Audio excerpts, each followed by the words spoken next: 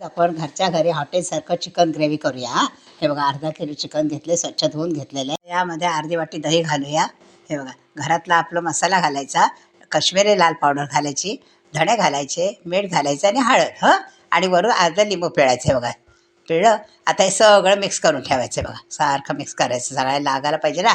आणि एक 10 ते 15 मिनटं ठेवूया तसंच. हे बघा, बाजूला ठेवूया. आता इथे तेल टाकलेलं आहे. तेलात 2 मोठे कांदे घेतलेत, ते चांगले असे तळून घ्यायचे चांगले. हे जर तुम्ही आदल्या दिवशी केलं ना, तळून बारीक वाटून ठेवलं तरी पण चालेल मिक्सरला. आता हे बघा, हे तळून घेतले.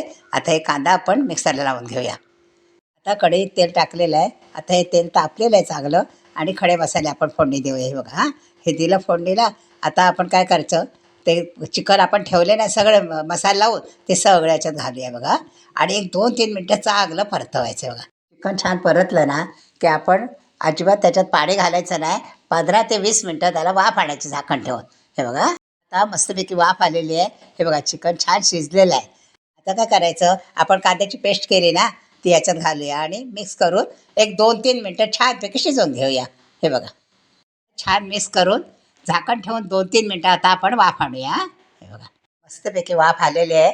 चिकन ग्रेव्ही हॉटेलसारखी तयार झालेली आहे. बघा, मस्तपैकी चिकन शिजलेलं आहे. गरमागरम भाकरीसोबत, चपातीसोबत खायला घेऊया.